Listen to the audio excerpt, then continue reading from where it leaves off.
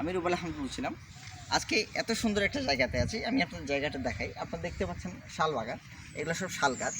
তো শাল গাছ কিন্তু কেউ লাগালে কিন্তু হয় না, এটা প্রাকৃতিকভাবে বেড়ে ওঠে।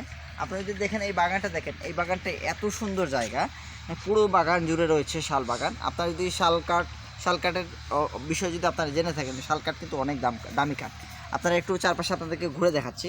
এই বাগানটা এত বড়, বাগানটা ঘুরে দেখতে অবশ্যই আপনাদের মন চাইবে এবং আপনারা অবশ্যই প্রশ্ন করতে পারেন কিংবা আপনারা ভেবে অবাক হতে পারেন যে আমাদের এলাকাতে এত সুন্দর একটা বাগান আছে, তারপরেও কিন্তু আমরা জানি না। আমরা খালি ঘোরার জন্য খালি দূর দূরান্ত জায়গা খুঁজি, কিন্তু এই যে একটা মনোরম পরিবেশ, সুন্দর জায়গা, এই জায়গাটা আছে আমাদের এলাকাতে রানীশঙ্কুল।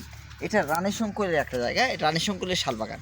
এটা আপনারা যদি ঘোরার মতো জায়গা খুঁজেন এলাকাতে, রামরাই দিঘিতে আর কি আছে, কিছু কয়েকটা গাছ আছে, কিন্তু এই জায়গায় এত সুন্দর গাছপালা, এত বড় একটা জায়গা, এত ঠান্ডা একটা পরিবেশ, আপনারা অবশ্যই ঘোরার জন্য, অবকাশ কাটানোর জন্য আপনারা এরকম সুন্দর একটা প্লেস সিলেক্ট করতে পারেন। করলে কী হবে, আপনাদের মন অবশ্যই ভালো হয়ে যাবে।